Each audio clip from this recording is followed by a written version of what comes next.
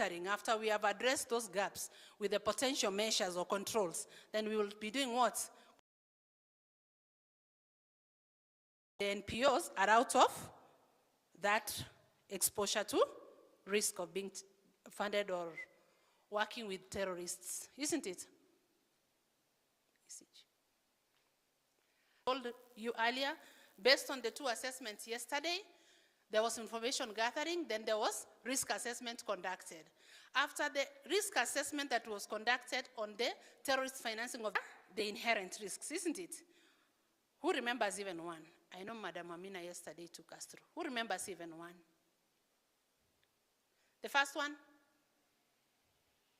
Attempt. Yes. Attempt. Yes. One is a geographical area of operation.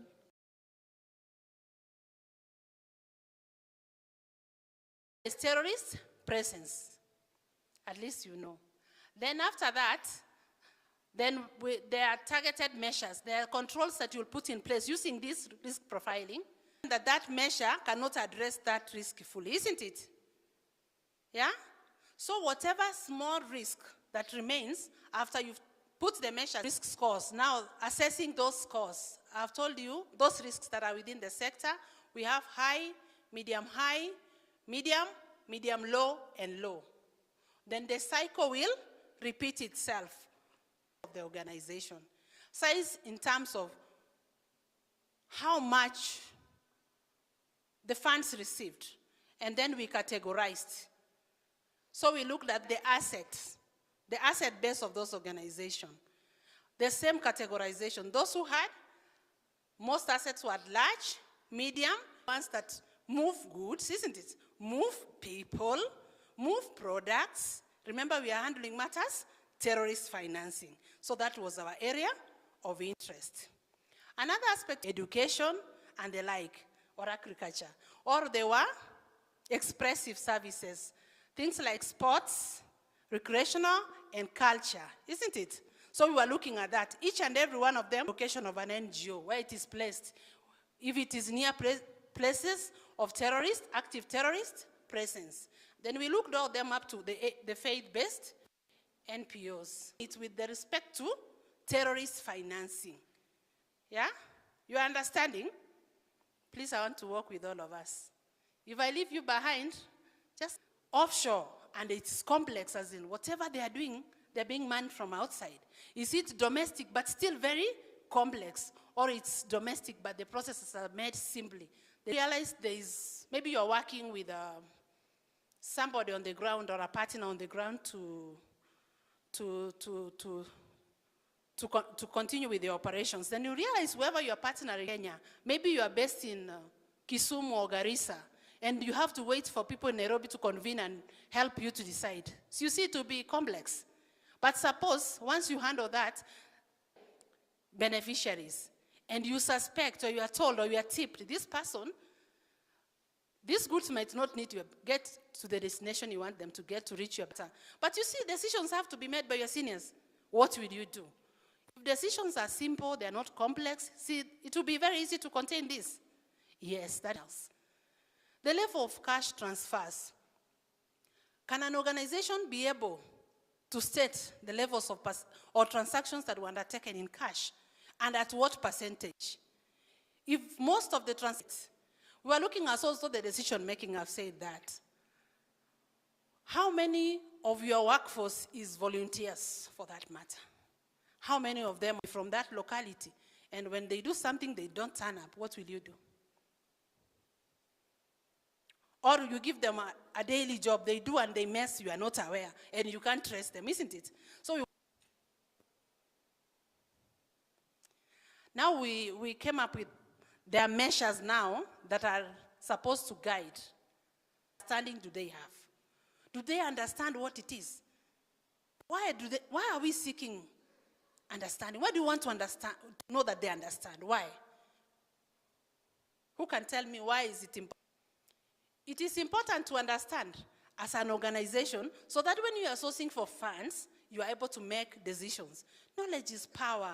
And with knowledge, you can make informed decisions. So if an organization is aware, and if they are aware, they're less likely to be abused, isn't it? Then we're also looking at the organizational integrity. Has the organization separated the element who implements what the board has stated? Why are we interested in this? Because there will be accountability, right? Yes, it is also very, very important. Then we are looking at high risk, medium low, or low risk. Nature or type of board. Which type of board are you working with? Is your board composed of non-executive? Is it through a competitive process of hiring? Or is it through headhunting or invitation? Then also, we are looking at what are their competences. We were scaling. Yes? Accounting practices. Do you keep records, financial records for that matter? Do you make your reports to the public? Or they are hidden? Or they are just in the shelf and nobody knows apart from corruption, isn't it? Yeah? Then do you have planning and monitoring processes and controls? Do you have all those as an organization in all the projects, your activity you are engaged in, who you work with, how many are volunteers, how many of them are salaried, who your partners, for example, isn't it? All those things. If you disclose them, there is no harm. Then for those 5 categories, as you told, to monitor and oversight PPOs operating in Kenya, under Section 43A, which gives us that mandate, we have respective interventions here. You are informed so that you will make wise decisions. Information is very key. Then after that, we will support on CFT, then we ourselves as the authority. Then we will also have a CFT return, just to get the information. If we realize there's something, yeah, to get the information. But the CFT, there's administrative measures that we can put in place. Yeah? What are the key benefits of this risk-based approach? So what are the benefits now? What are the benefits? Assume you are the authority. One of the benefits, there is targeted resource allocation, data-driven decision-making. You can't see, isn't it? Because there is fog, isn't it? What will happen? Even if you are following the road, so you are likely to veer off the road and hit the NPO sector in the 5 categories. Then there is enhanced interagency coordination. We are able to coordinate amongst ourselves within government. We are able to share information within government. Then there is enhanced interagency coordination. Because this is a threat to all of us, isn't it? Yeah? We must address it, isn't it? So we are doing this with goodwill, so that the sector is not currency in the decisions that we're making here, isn't it? If you are in high risk, you are in high risk, right? And you are there because if you are in high risk, you are in high risk, right? And you are there because you have not put measures in place. But once you put measures in place, you will move to maybe understand it better, isn't it? So what is our role in this process? Is to conduct risk assessments and national coordination. And I've told you that, isn't it? Then also, guidance, outreach, and capacity building. What we are doing here. We are guiding you, isn't it? And we will continue review and improvement. There's a case study that I want us to look at so that maybe we can understand all emergency food assistance. 2, to support displaced families in crisis regions. To deliver medical supply with a local implementing NGO. For this case now, it should be a PBO, isn't it? Then no proper due diligence was conducted on that partner controls. Large transfers were made without proper documentation. Huge amounts of money were transferred, but there was no proper documentation. Yeah. One person was very influential, making all decisions, yeah? Approving everything. Remember, they were large transfers. And the funds sent for medical aid were not tracked to final beneficiaries. No verification of whether goods or services were delivered. Reports from field offices of conflict area of operations. Funds were sent to a region with limited oversight and ongoing conflicts. Local missed. The following red flags appeared but were not acted upon. Who was supposed to act upon those red flags? Who? Flags appeared but were not acted upon. Who was supposed to act upon those red flags?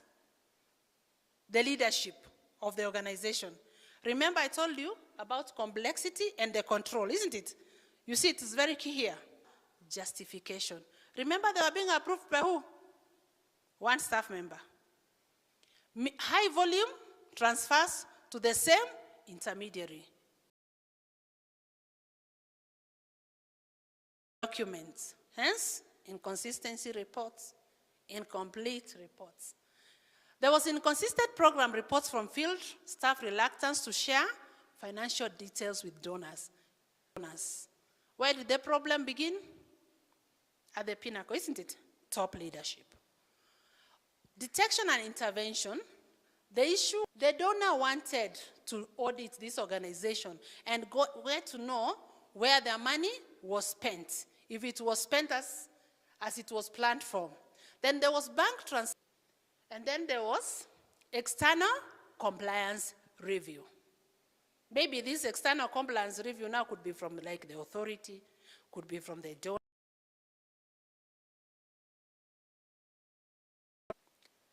Actions taken, there was immediate suspension of funding. Internal investigation was initiated in that institution. Reporting to competent authorities. See, I told you if it is beyond our scope, we escalate to competent authorities. But the sector was stated to be low medium, isn't it? So that if they are caught doing something bad, you are not also implicated in that, isn't it? It will affect your operations. Okay, but we have been conditioned, let me bring it closer home, for example, in the PBO sector, that without donor aid, we cannot have sustainability, isn't it? The PBO Act. And it requires us, or it allows us, or it mandates us to venture into income-generating activities. How are we going to? Could be sustainability. At a personal level, what are these things that are making you not to move forward? What are these things that you've been conditioned that if you start a business, it will fail? It will fail this year, you will not move. Or an organization will fail. Who told you it won't fail 10 times and you will succeed? Which elephant is this that is making you petrified in doing your investigation? To this end, I really thank you for your keen listening. I appreciate also that you've allowed me to speak where you think you've not understood, so that we are able to guide you accordingly. Thank you.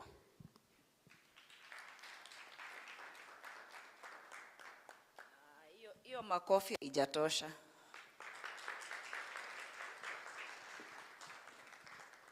So thank you, Zilpa, for taking us through that session. That when we talk about our mandate as the authority in terms of oversight and in terms of monitoring, then we are very guiding us on matters monitoring and oversight, particularly when it comes to the risk of terrorist financing with respect to ATF. And I do hope that we've been able to appreciate that we have applied all the principles that had been shared since yesterday, that guide that levels rated. We are at medium, low, or low risk. But that doesn't mean that then the risk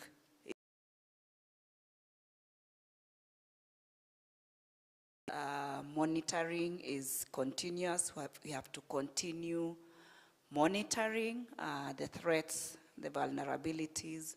We must continue I have the pleasure of informing us that we have been joined by one of our key partners from themselves, and also share with us briefly what they have to do with what we've been discussing here since yesterday.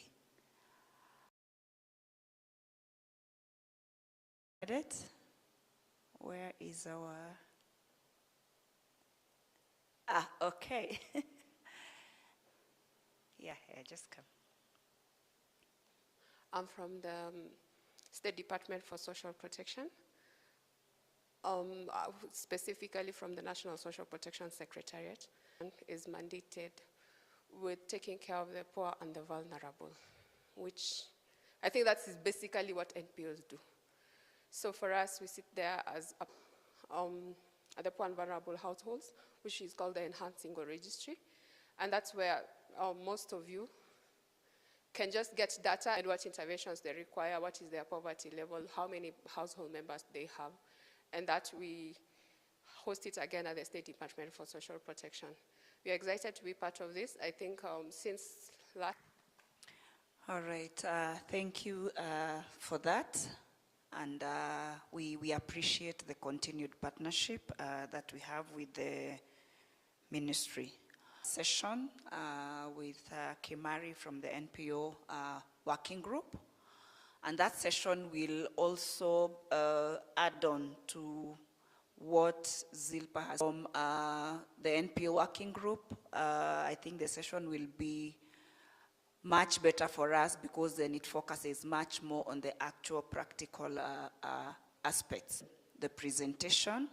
So any questions that we might have for Zilpa, please let us take note of those questions and then we can ask those questions.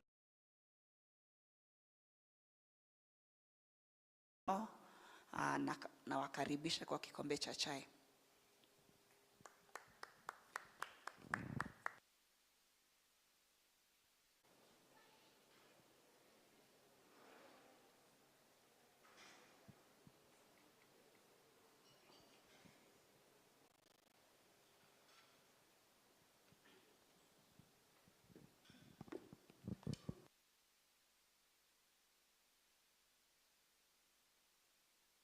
Continue. And mine here is just to welcome Kimari and present from here. Yeah.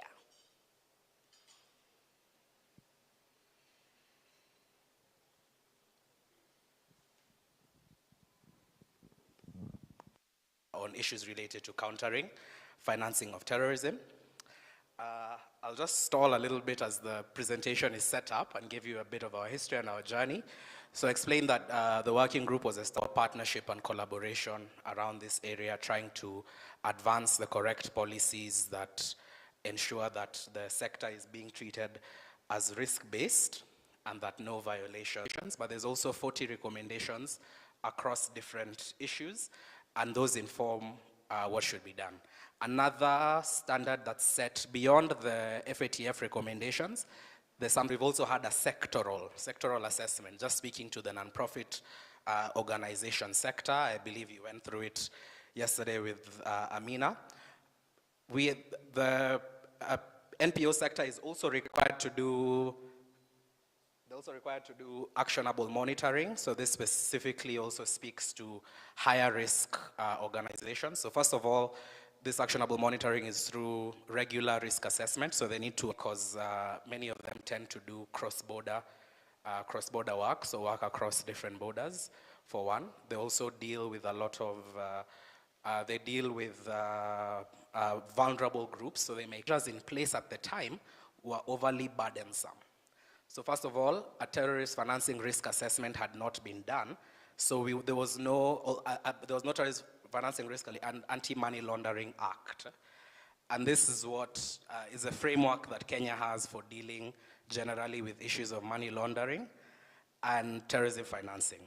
So as part of this, they have something called measures that are in place and not proportionate.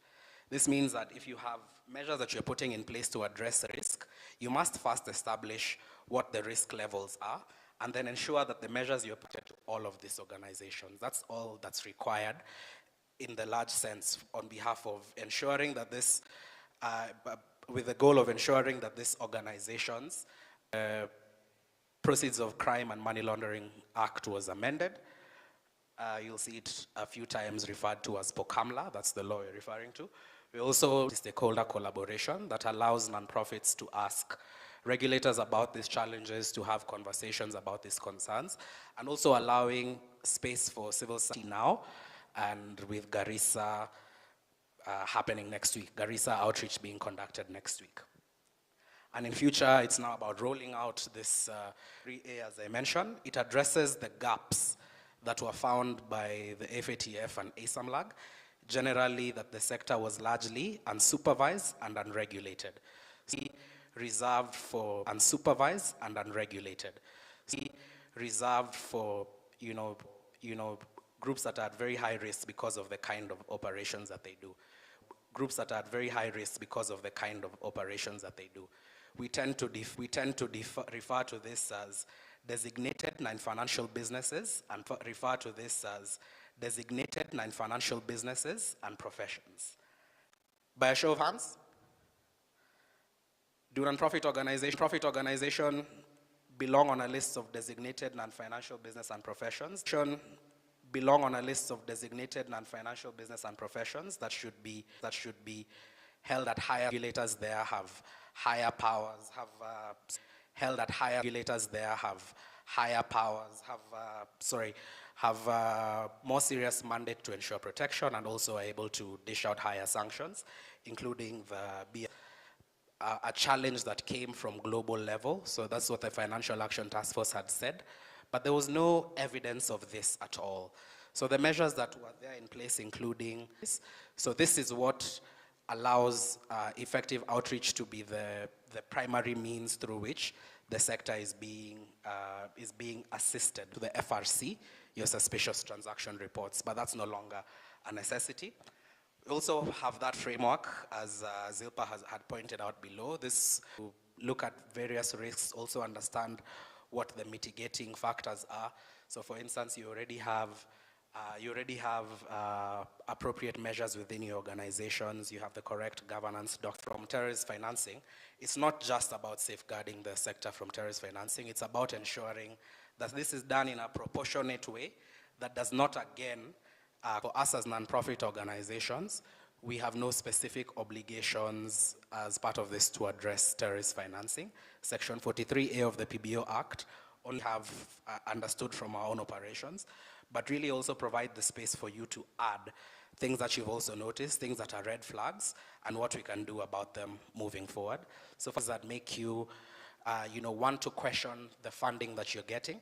This is an important area. We understand that most of us tend to not query our donors when they approach, or when they, as SIPA was just pointing out earlier, is that you are unable to verify your sources of funding. And unverifiable sources of funding is a major risk of terrorist financing. And this happens in cases where especially more scrutiny of that donor moving forward. We also have sometimes donors who are indifferent to the mission, your organization's mission and whatever. We've spoken to different organizations around the country. Some of us have told us that they've found donors who have vision. So it's about just catching some of those red vision. So it's about just catching some of those red flags. Sometimes you also have flags. Sometimes you also have multiple donations just below the reporting threshold. Multiple donations just below the reporting threshold. This was more applicable. When nonprofit organizations who made more in the your meetings are done at this particular hotel that person owns or relates to. It's just going around the kind of requirements that are there. So a key thing to think about there, and is that really So you find So you find an organization has decided to take an operation to Mandera. Organization has decided to take an operation to Mandera, and not just in Mandera like town, Let's say the border, completely in Mandera. Let's say the border, completely in Mandera. Some of those areas that are very prone to partner with. Yeah. So also using funds prone to partner with. Yeah, so also using funds unrelated to objectives of the nonprofits. So your organization that conducts objectives of the nonprofits. So your organization that conducts awareness work, but now you've decided that you're giving cash transfers. So when there's no way to verify that kind of thing, there's no thinking around. So when there's no way to verify that kind of thing, there's no thinking around it, no lists are kept, no identities of the beneficiaries are kept, there's no way to trace back, no identities of the beneficiaries are kept, there's no way to trace back, making various changes to your programming, unexplainable, no notes that are just changes to your programming, unexplainable, no notes that are justifying why this is being done, especially when you're shifting between different trace, even whether that group is registered or not. That starts to tell you that there's whether that group is registered or not. That starts to tell you that there's a potential of the funds being used irregularly as part of that. Yeah. The secretive or evasive behaviors about the sources of the funding. So the donor doesn't want to really explain how.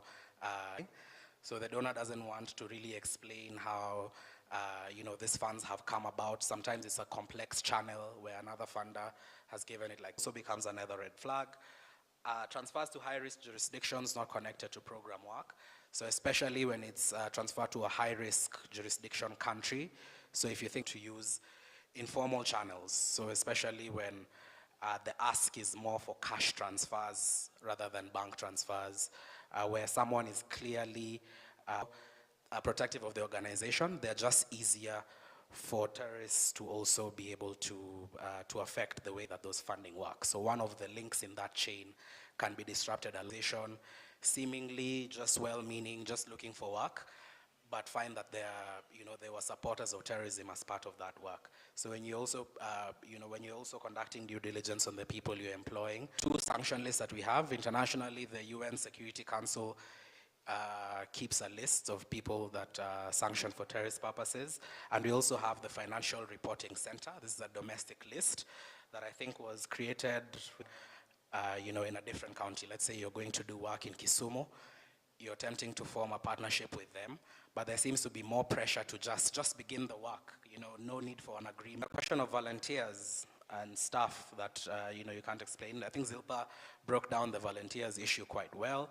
That when you have someone that is working for you, they're not officially an employee as both at national and international level. Also, having in place clearer financial controls is the best way. Having the correct sound financial management policies is really necessary. Channels that are more traceable and avoiding the use of cash. I hope most nonprofits now have stopped dealing with cash. For instance, when you've changed your board members or you've changed the the activities that you're engaging with, and also having the clear written policies on different from sanctions that were lifted after they were able to prove that they had the correct documents, their funding was easily verified government. So that informs our logic of partnership and collaboration. So really, most importantly, it's about working to ensure this risk-based approach is taken in our work. Working around this and all collaborating to develop policies that speak more to our sector,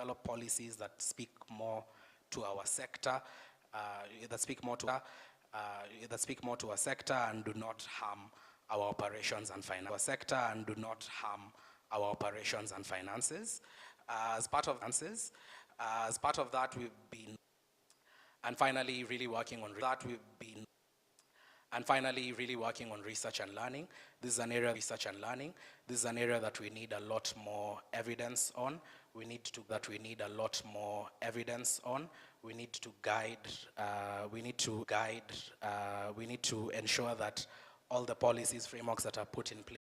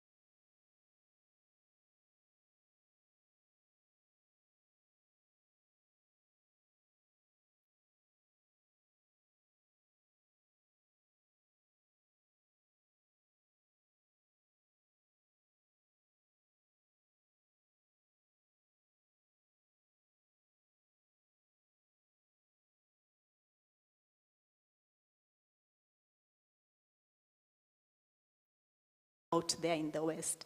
Here in Kenya, we are used to Harambees, where we give really directly to individuals. But out there, it's more about institutions or charities that are doing work that you're passionate about. And we're hoping, giving towards NPOs that they believe are really doing the kind of things that make a difference to them. And so, if we would do whatever we can to safeguard our institutions from that kind of a threat. Why does it matter? In 2023, as Kimari mentioned, there was a review of the Financial Action Task Force, and one of the key things as far as terrorism financing is concerned. And so let's just start with defining it. When we say self-regulation, a lot of us think about those. The Society of Kenya has registered itself as a self-regulatory body for Financial Action Task Force purposes. But that is different from people who you interact with.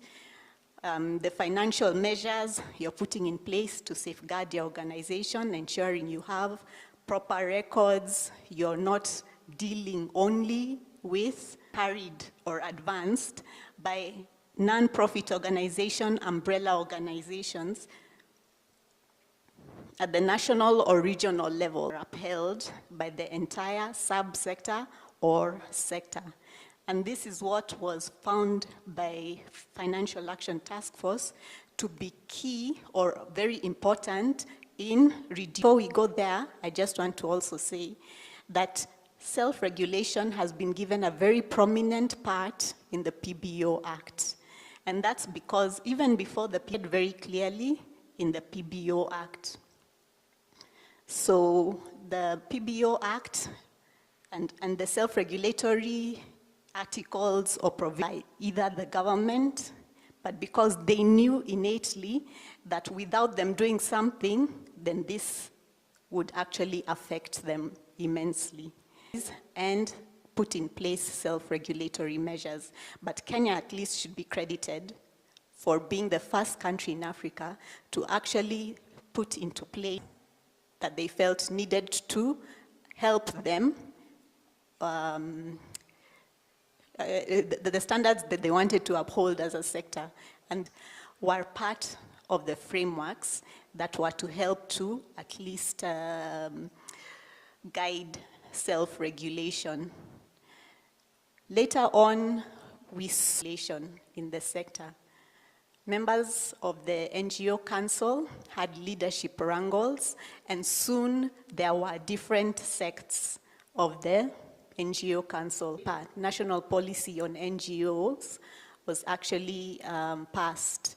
And this paper, the sessional paper number 1 of 2006, we had a lot of initiatives that were geared towards the revision of the NGO Coordination Act. And these later on, view has been able to go through the Act and been able to see that list of principles. This is very unique for an Act to have, because what it just basically says is important for us to uphold. The other sections that are important are, for example, Section 25, which go out to. So I've just talked a little bit about the history, how we got here, if there is anything about self-regulation in the Act, and also to now bring us back to the issue. We're also reducing the risk that we face. The other thing is that governments around the world are now also beginning to recognize that a very strong work has to be done in a collaborative approach for it to be effective. The other thing is compliance with Recommendation 8 to the Financial Action Task Force, that indeed the nonprofit sector has in place self-regulatory measures or mechanisms in place. We've had great ideas coming out. We've had in some particular counties where they've been talking about even coming up with a data that you face against terrorism financing. So the Financial Action Task Force has said in its recent revision of its recommendation that where a country has a sector that has quite a large, I'd say amount of these mitigating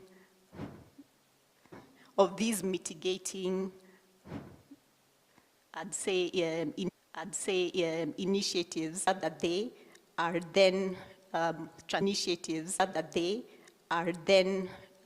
transparent and accountable, and that they are not at risk,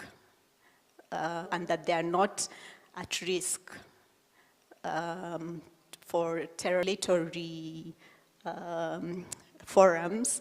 They will also probably also encourage their members to ensure that they are also ensuring that they keep proper records, which makes it easier to be sufficient enough.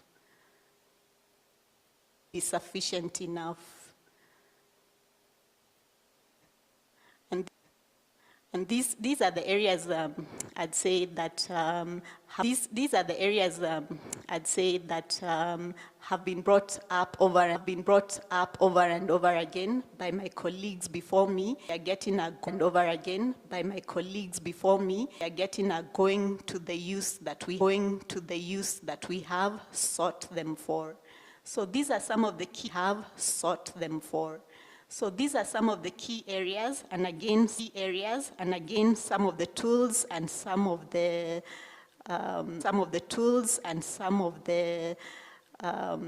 information that has been shared before, points pursuit of effective accountability and transparency of the sector.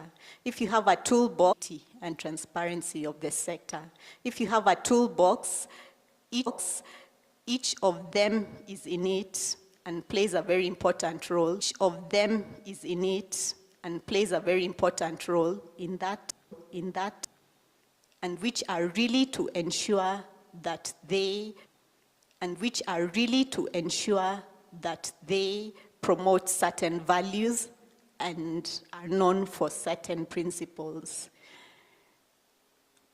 Having both of them, legal environment, it is important for the regulator, and especially the state, to actually encourage non-profit organizations to So looking ahead,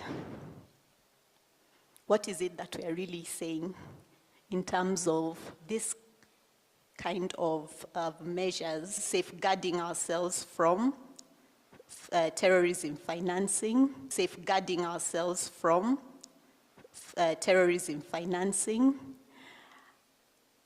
How can we also ensure that these become mechanisms that provide targeted governed organizations that are worth considering when you're giving funding? So in the Philippines, for example, they have the Philippine Council. It allows them to be viewed as organizations that can be worth considering for funding. So that financial incentive, where we link those public benefit organization benefits that are available either through tax, that we are stratifying membership so that we bring smaller members, grassroots members along, and bring smaller members, grassroots members along, and that they are growing grassroots members along, and that they are growing and learning as we go, and that we on and learning as we go, and that we on self-regulation, not only self-regulation, not only to safeguard ourselves, not only to safeguard ourselves from the potential abuse, but then again also to be potential abuse, but then again also to be the more we are able to be recognized in the context of the Public Benefit Act, and being able to have that the Public Benefit Act, and being able to have that public benefit status, then it means public benefit status, then it means the Philippine case. Benefit status, then it means The Philippine case is certification. Is it a physical certificate that is certification? Is it a physical certificate that is issued annual? Certification. Is it a physical certificate that is issued annual? And in Kenya, the public benefit. And in Kenya, the public benefit status. How how do we status, how do we draw the comparison? Regulation forum. We draw the comparison. Regulation forums, and if they come to us, we are able to issue them with a recognition certificate, which then will be recognized at the recognition certificate, which then will be recognized at then there is a recognized self-regulatory framework. So in that context, there is a recognized self-regulatory framework. So in that context, Complaints committee that was able to receive any complaints about NGOs, and then a committee that was able to receive any complaints about NGOs, and then after that, if any complaints passed the complaints committee, then they were to be considered by the annual, for example, as far as finances are concerned, do you have these different components in place? And if that is the case, then you are certified as having met those standards, or regulatory organizations and the state to ensure that these incentives were available. So in our case, we are seeing, as Caroline has mentioned, this collaboration, but we are yet to determine as a sector what would work best for us. Yep. Thank you for that question. thank you for that. Repeat that the PBO Act actually has provided for different ways in which PBOs can actually self-regulate to each other. And so they are the benefit for all of us as a sector. And also in terms of now adopting that to ensure that it's advantage and maximize on some of these opportunities that then,